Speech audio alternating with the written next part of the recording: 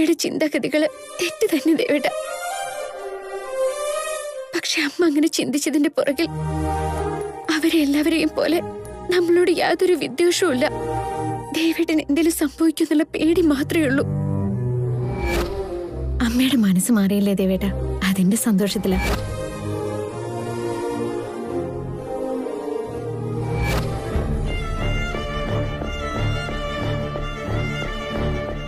ശരിയാണല്ലോ, വൈദേഹി പറഞ്ഞതിലും കാര്യമില്ലാതില്ല. അന്നും അവൾ അമ്മയെ തെറ്റിദ്ധരിച്ചൊന്നുമില്ല. പിന്നെന്തിനാ അവൾ ഇപ്പൊ ഇങ്ങനെ ചെയ്യണം? മാത്രമല്ല, അവൾക്ക് സംശയമില്ല എന്നും പറയുന്നുണ്ട്. ഇന്നത്തെ ദിവസം വളരെ നല്ലൊരു ദിവസം അത്രേ. ഭർത്താവിന്റെ അനുഗ്രഹം സ്വീകരിച്ച ഭാര്യയ്ക്കും കുഞ്ഞിനും അത് നല്ലതാണെന്ന്. എന്നെ അനുഗ്രഹിക്കു ദേവേട്ട. വൈദേഹി എന്നോട് ഒരിക്കലും കളവ് പറയില്ല. പക്ഷെ അവൾ സത്യം പറയാൻ മടിക്കുന്നുണ്ടെങ്കിൽ അതിന് തക്കതായ എന്തെങ്കിലും കാരണം ഉണ്ടായിരിക്കും. എന്റെ കാല് തൊട്ട് വന്നിച്ച് അനുഗ്രഹിക്കണമെന്ന് പറഞ്ഞത് ഇനി എന്തെങ്കിലും വ്രതം എടുത്തിരിക്കുന്നുണ്ടായിരിക്കുമോ? ഇനി അവൾ ഉപവാസത്തിലായിരിക്കുമോ? ചിലപ്പോ ഒന്നും കഴിക്കാൻ പാടില്ലായിരിക്കും. അതുകൊണ്ടായിരിക്കും അവൾ അമ്മ കൊടുത്തു ഒന്നും കഴിക്കാതിരുന്നേ. എനിക്കെന്താ ആ സമയത്ത് ഇതൊന്നും മനസ്സിലാവാതെ പോയതെന്നാ. എന്റെ വൈദേഹി എനിക്കെങ്ങനെ സംശയിക്കാൻ തോന്നി?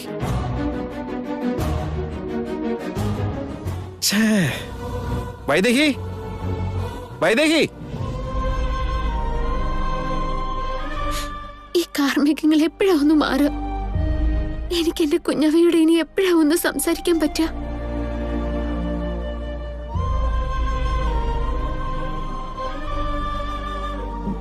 വൈദേഹി,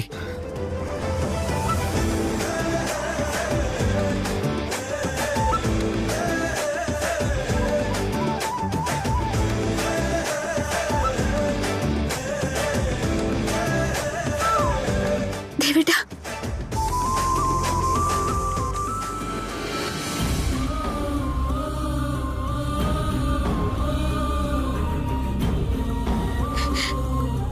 ദേവേട്ട,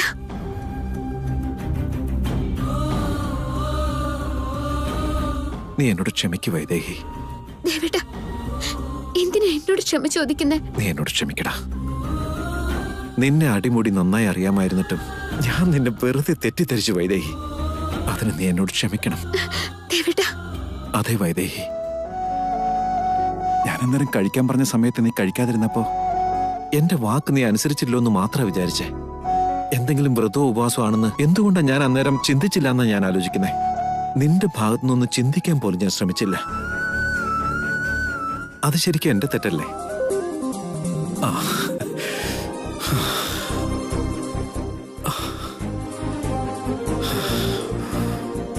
എനിക്ക് തെറ്റിപ്പറ്റിപ്പോയടാ. ഞാൻ നിന്നോട് അങ്ങനെയൊന്നും പറയാൻ പാടില്ല. നീ എന്നോട് ഇനി ഒന്നും പറയണ്ട വൈദേഹി. എല്ലാം എനിക്ക് മനസ്സിലായി. എന്തിനു വേണ്ടിയാ നീ വ്രതം എടുത്തതെന്ന് പോലും എന്നോട് ഇനി പറയേണ്ട യാതൊരു ആവശ്യമില്ല. അത് പറയാൻ പറ്റുന്നതായിരുന്നെങ്കിൽ അത് ആദ്യമേ നീ എന്നോട് പറഞ്ഞേനെ. നീ എന്ത് ചെയ്താലും അത് നമുക്ക് വേണ്ടിയും നമ്മുടെ കുടുംബത്തിന് വേണ്ടിയാന്ന് എനിക്ക് ഉറപ്പുണ്ട്. അതുകൊണ്ട് നീ ഇത് എന്നോട് മാത്രമല്ല, ഇവിടെ ആരുടെ മുമ്പിൽ ഒന്നും ഏറ്റു പറയേണ്ട യാതൊരു ആവശ്യമില്ല. ഇതെന്താ ഇവരുടെ പിണക്കൊക്കെ മാറിയെന്ന് തോന്നല്ലോ. ഇതെങ്ങനെ സംഭവിച്ചു? അവരുടെ പിണക്കം മാറിയില്ലെങ്കിലാണ് അതിശയിക്കേണ്ടത്. ഇത് ഞാൻ പ്രതീക്ഷിച്ചതാ. അപ്പൊ അമ്മയുടെ വിഷമം കണ്ടപ്പോ ദേവൻ ആവേശത്തിൽ എന്തോ പറഞ്ഞതാ. ഇപ്പോഴായിരിക്കും ഭാര്യയോട് സ്നേഹം തോന്നിയത്. അപ്പ ചെന്ന് കാലു പിടിച്ചു. ഭാഗ്യക്ക് കൊള്ളാത്ത എന്റെ ഭർത്താവ് ഒഴികെ എല്ലാരും ഭാര്യയുടെ കാലം പിടിച്ച് നടക്കുന്നവരാ. എന്നാലും അമ്മ നമ്മുടെ വാക്ക് വിശ്വസിച്ചല്ലോ. അത് നമുക്ക് വലിയ പ്ലസ് തന്നെയാ. നീ വാ വൈദേഹി. ദേവേട്ട, ഇനി അമ്പിളിയമ്മാവും വന്നിട്ടില്ല.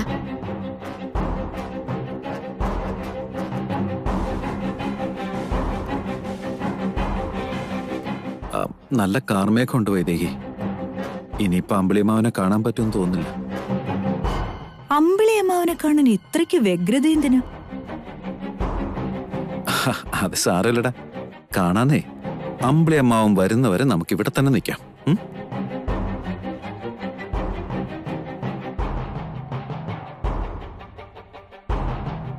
നിലാവും ഇവരും തമ്മിൽ എന്താണാവോ ബന്ധം? നിലാവെട്ടത്ത് ഇവർക്ക് എന്ത് ചെയ്യാനാ? ഇതിലെന്തോ ഒരു കാര്യമുണ്ട്. അതെന്താണെന്ന് കണ്ടുപിടിക്കണം.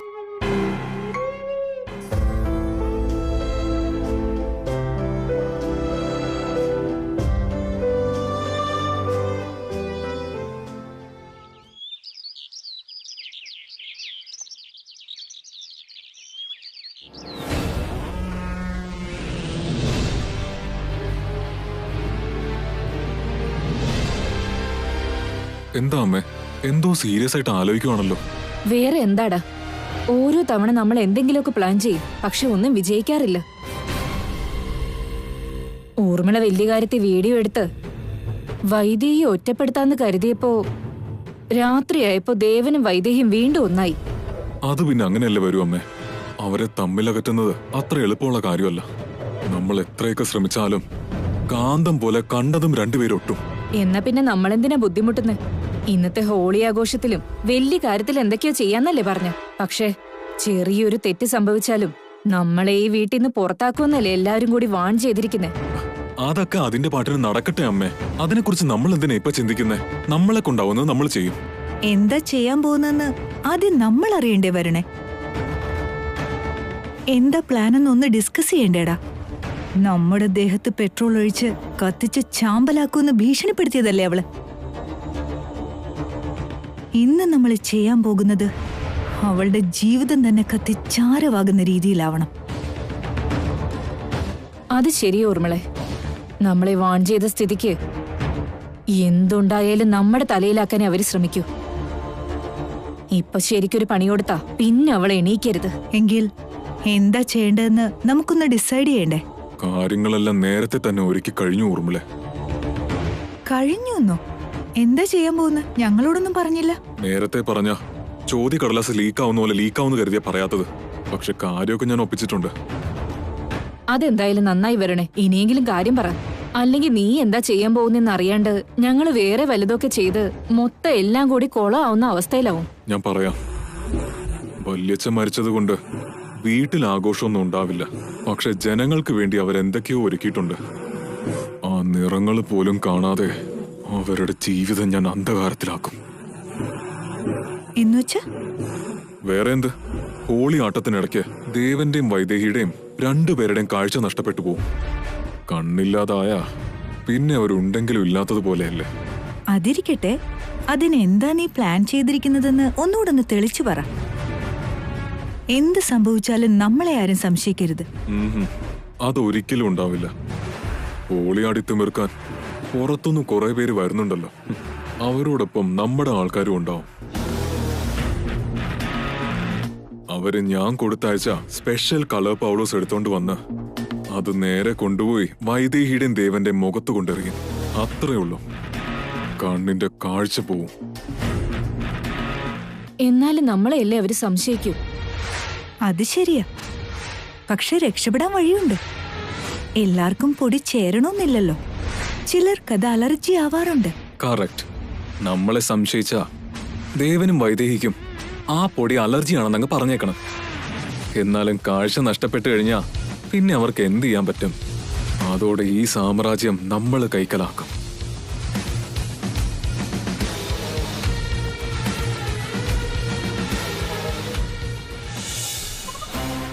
ദേവേട്ടാ, ദേവേട്ടാ, വൈദേഹി, അതെ, ഒരുക്കങ്ങളൊക്കെ കഴിഞ്ഞില്ലേ? അതൊക്കെ എപ്പോഴേ കഴിഞ്ഞു ദേവേട്ടാ. പക്ഷേ നമ്മുടെ കാര്യങ്ങൾ ഇതുവരെ റെഡിയാവാത്തെ. നമ്മുടെ കാര്യങ്ങളെന്ന് വെച്ചാ അറിയില്ലേ ദേവേട്ടാ, ഹോളിയുടെ ആഘോഷത്തിന്റെ അന്ന് എന്തോ സംഭവിക്കുമെന്ന് കുഞ്ഞവ പറഞ്ഞില്ലായിരുന്നോ? പക്ഷേ അതേത് വിധത്തിലായിരിക്കും എന്നറിയില്ല. അതെന്താണെന്ന് അറിയാൻ വേണ്ടിയാണല്ലോ നീ പെട്രോൾ അഴിച്ച് അവരെ കത്തിക്കാൻ നോക്കിയത്. ഇനി അവർക്ക് എന്തെങ്കിലും ചെയ്യാനുള്ള ധൈര്യം ഉണ്ടാവുമോ? അങ്ങനെ ഉണ്ടാവുമെന്ന് എനിക്ക് തോന്നുന്നില്ല വൈദേഹി. അവരെ ഒരിക്കലും വിശ്വസിക്കാൻ പറ്റില്ല. അവര് മനുഷ്യരല്ല, പകമൂത്ത മൂർഖൻ പാമ്പാ. എന്ത് ചെയ്താലും വിഷം കക്കാനേ അവര് ശ്രമിക്കൂ. നമ്മൾ നമ്മുടെ കാര്യം നോക്കണ്ടേ? എന്നാ പിന്നെ ആ നിറങ്ങളുടെ ആഘോഷങ്ങൾക്കിടയിൽ പോകണ്ടെന്ന് വെച്ചാ നാട്ടിൽ നിന്നാണെങ്കിൽ എല്ലാരും വരുന്നുണ്ട്. അച്ഛനാണെങ്കിൽ ഇല്ല. നമ്മളും കൂടി അതിനിടയ്ക്കൊന്ന് മാറി നിന്നാ അവർക്കെല്ലാവർക്കും വലിയ നിരാശയായിരിക്കും.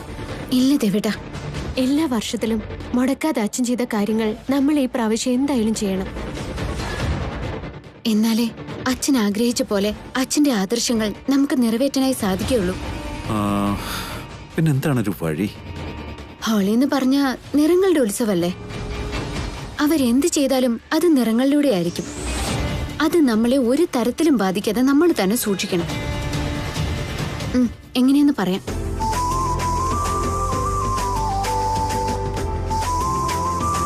ഇതെന്താ? ഇത് ദേഹത്ത് പുരട്ടിക്കഴിഞ്ഞ പൊടി ദേഹത്ത് വീണാലും അതുകൊണ്ട് ശരീരത്തിനൊന്നും സംഭവിക്കില്ല. ഇത് ഞാൻ തന്നെ ഉണ്ടാക്കിയെടുത്തൊരു തൈലോ. അപ്പൊ നമ്മുടെ ഈ തൈലം ദേഹത്ത് പുരട്ടിയിട്ട് പോണെന്നാണോ നീ പറയുന്നത്? അതെ ദേവേട്ടാ. അങ്ങനെയാണെങ്കിൽ പുറത്തു പോയി ഹോളി ആഘോഷിക്കുന്നതിന് മുമ്പ് എണ്ണ കൊണ്ടൊരു കളി കളിക്കാം. എണ്ണ കൊണ്ടെന്ത് കളിയാ ദേവേട്ടാ? അതൊക്കെ ഉണ്ടെന്നേ. അത് നല്ല രസാ. നീ എനിക്ക് പുരട്ടി തരുമ്പോ ഞാൻ നിനക്കും പുരട്ടും. ശരി.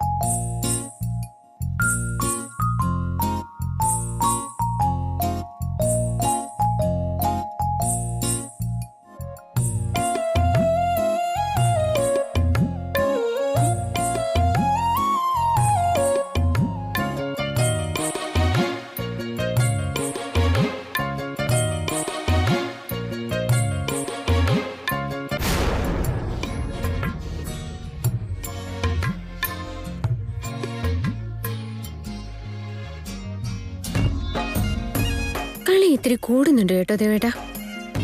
എണ്ണ പുരട്ടിയതൊക്കെ മതി. എല്ലാവരും ഇവിടെ കാത്തിരിക്കുന്നുണ്ടാവും. വാ പോവാം.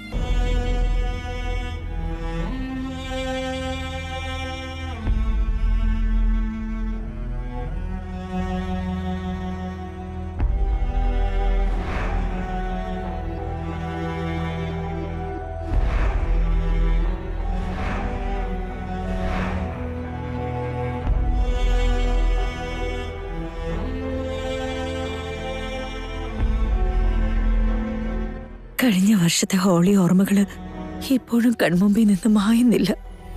പക്ഷെ ഈ കൊല്ലം ആ നിറങ്ങളെല്ലാം എന്റെ ജീവിതത്തിൽ നിന്ന് മാച്ചു കളഞ്ഞല്ലോ.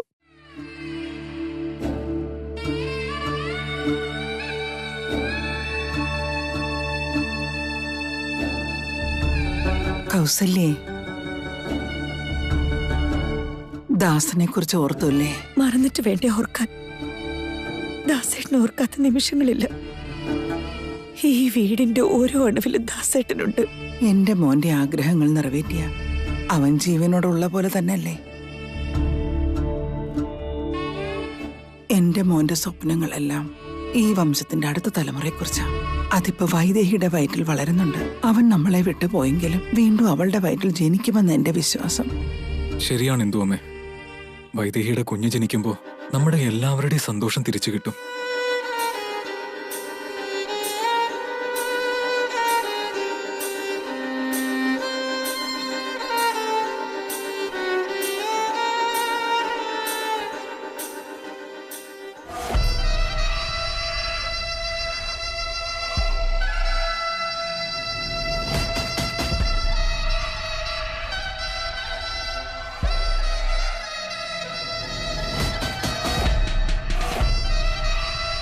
ഇന്നത്തെ ഹോളി ആഘോഷം കഴിയുന്നതോടുകൂടി ഇവരുടെ എല്ലാ സന്തോഷവും അവസാനിക്കും. പിന്നെങ്ങനെ വൈദേഹിയുടെ കുഞ്ഞ് ഇവർക്ക് സന്തോഷം കൊണ്ടുവരുന്നത്?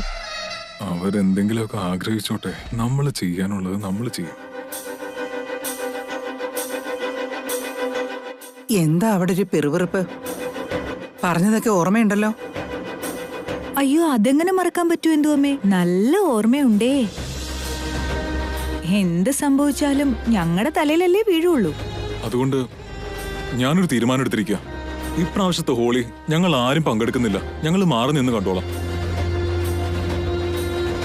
വഴിയെ പോകുന്ന പ്രശ്നം എടുത്ത് തലയിൽ വെക്കാൻ വയ്യ. അവിടെ എന്ത് സംഭവിച്ചാലും ഞങ്ങളില്ലേ, ഞങ്ങളൊന്നും ചെയ്യുന്നില്ല. ആഘോഷങ്ങളിൽ നിന്നും വിശേഷങ്ങളിൽ നിന്നും മാറി നിൽക്കാനല്ല പറഞ്ഞത്.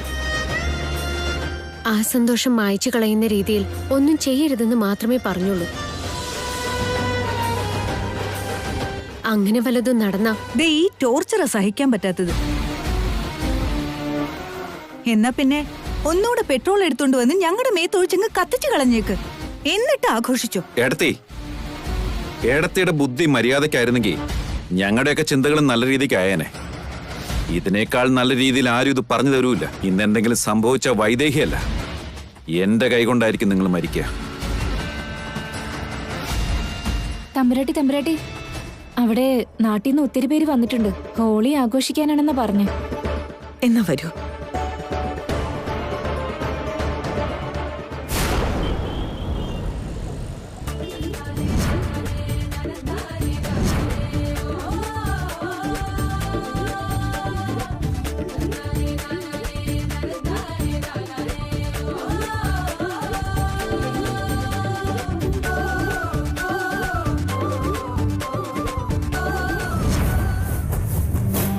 വരുൺ ചേട്ടൻ പറഞ്ഞതെല്ലാം ഓർമ്മയുണ്ടല്ലോ അല്ലേ?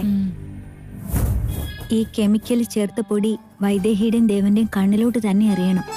ആരും ഒന്നും സംശയിക്കാതെ നോക്കുകയും വേണം. ആയിക്കോട്ടെ. തമ്പുരാട്ടി നമസ്കാരം. കൊച്ചമ്പ്രാനി നമസ്കാരം. നമസ്കാരം.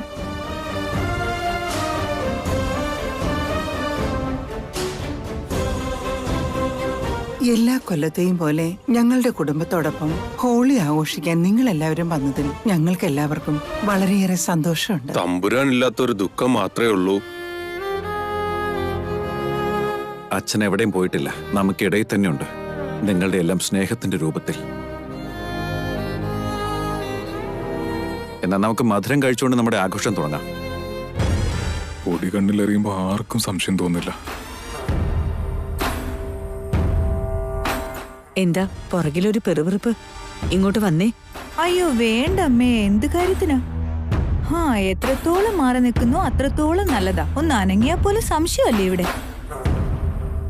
സംശയിക്കുന്നത് കൊണ്ട് മാറി നിൽക്കുന്നതാണോ അതോ ഞങ്ങളുടെ കൂടെ നിന്നാ ഞങ്ങൾക്ക് വെച്ചിരിക്കുന്ന പണി തിരിച്ചടിക്കുമെന്ന പേടിയുണ്ടാണോ? കേട്ടില്ലേ, ഇതുകൊണ്ടാ ഞാൻ വരൂലെന്ന് പറഞ്ഞത്. വെറുതെ ഉണ്ടായൊരു വർത്താനത്തിന് ബലം പിടിച്ച് നിൽക്കേണ്ട കാര്യമൊന്നുമില്ല. ഇങ്ങോട്ട് കയറി നിൽക്ക്. ദേവൻ പറഞ്ഞത് ആഘോഷങ്ങളിൽ നിന്ന് മാറി നിൽക്കാനല്ലോ, സന്തോഷവും സമാധാനവും നശിപ്പിക്കരുതെന്നല്ലേ? ശരി എന്തോമേ. ഇത് കേൾക്കാൻ വേണ്ടിയാ എന്തോമേ ഞങ്ങള് കാത്തിരുന്നു.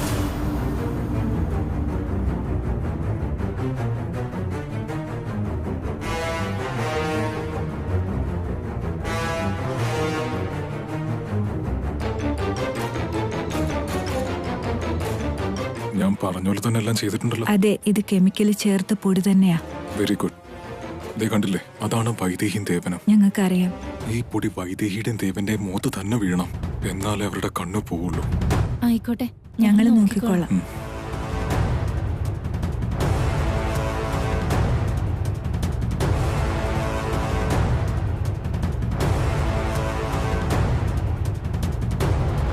എല്ലാരും അധികം നിർത്തി കഴിക്കട്ടോ.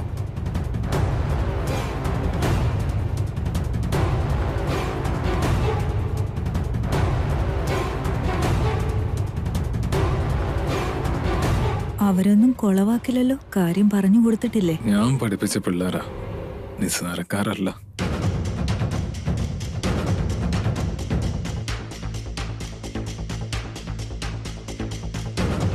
നിങ്ങൾ കൊണ്ടുവന്ന പൊടികളെല്ലാം ആ ഭാഗത്തേക്കൊന്ന് മാറ്റി വെച്ചേ.